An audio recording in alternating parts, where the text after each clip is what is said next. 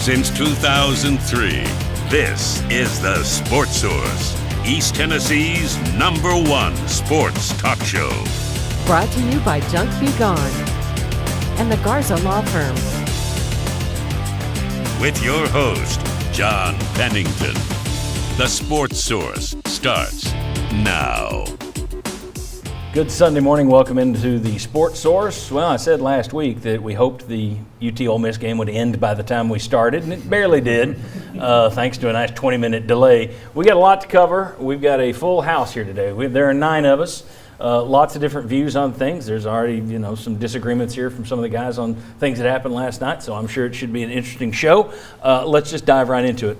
First segment of the Sports Source today, brought to you by Junk Be Gone. Whether you need to remove junk or old furniture or simply junk and trash from your home or yard, maybe you need document shredding or the removal of old office equipment from your work, whichever. Junk Be Gone's the team to call. Whether it's your home, whether it's your office, they'll take care of it. They've been doing it here in Knoxville for a long, long time. Mike Such and his family created this business from the ground up, from the logo up. They do tremendous work, and I use them once a year. I know Daniel Hood and Daniel Hood Roofing uses them on all their job sites. Junk Be Gone, give them a shout.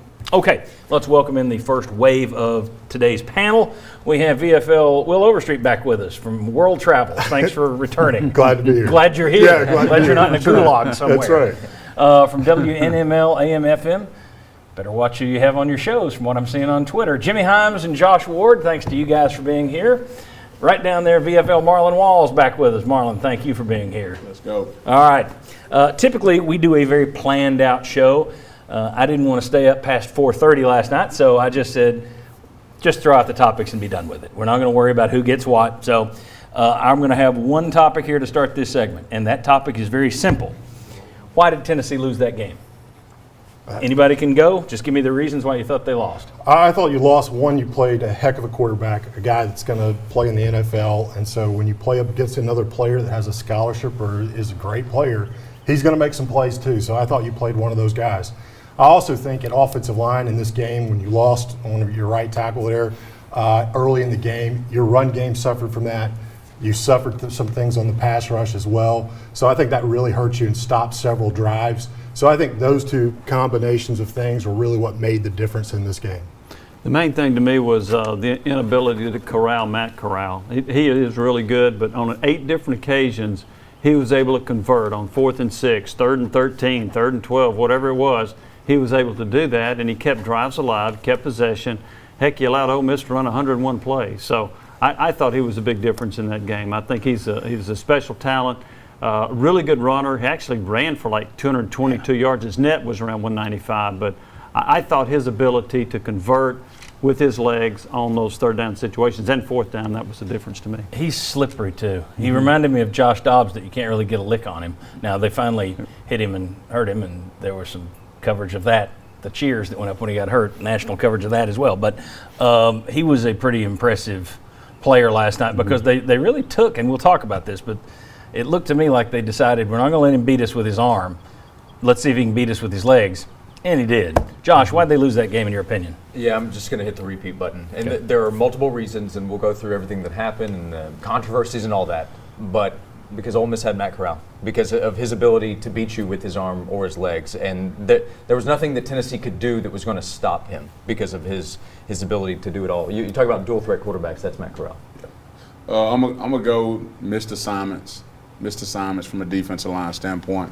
When you're facing a quarterback that can throw the ball as well as run the ball, I think Tennessee picked their poison with Matt Corral and thought they would do a better job trying to defend the pass. But I think when I say missed assignment, defensive line play, we've got to be better up front. Okay. I'll give you my reasons. We can go to my one shot here, Chris. Just go to me. Let's come to me first, Chris, if you don't mind. I've got something I want to say here.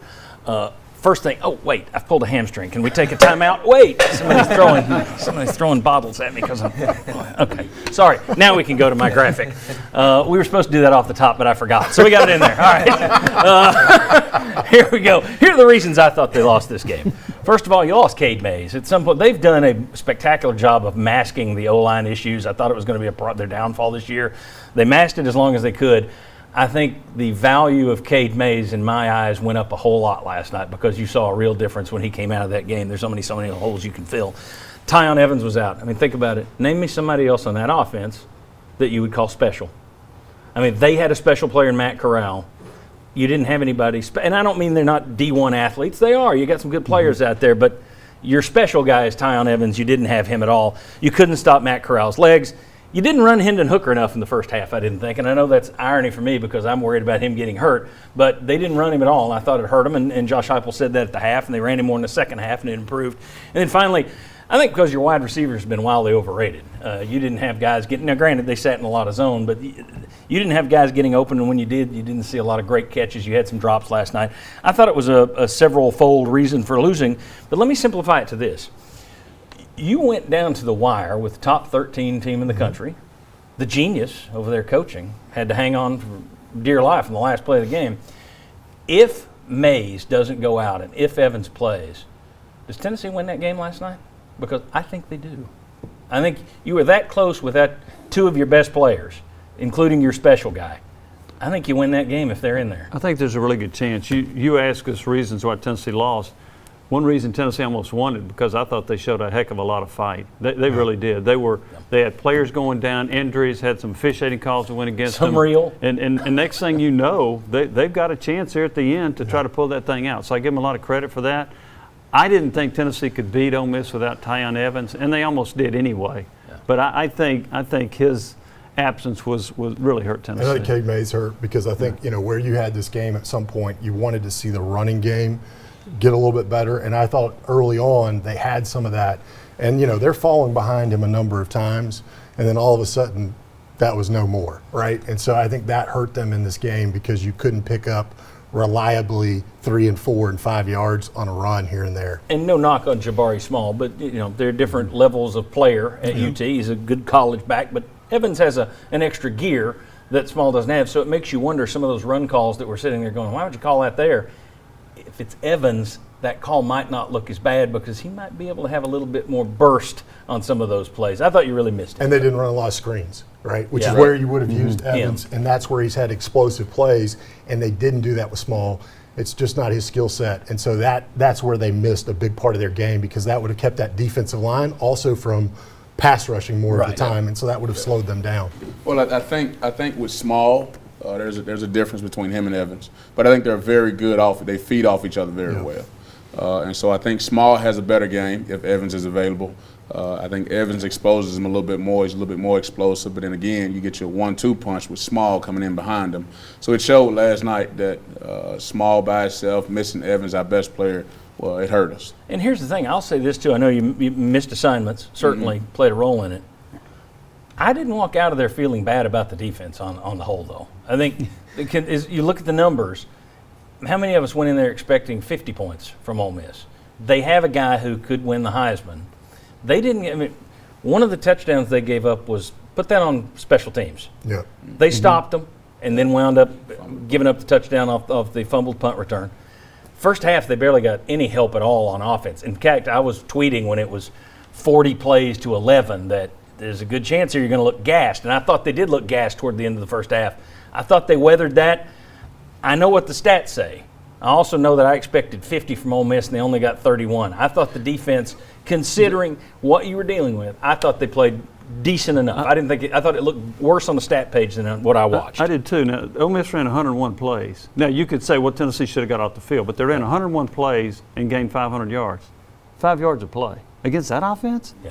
That's not bad. And the points that you noted. Well, and also, this is kind of what we talked about. When you run this kind of offense, your defense is going to give up.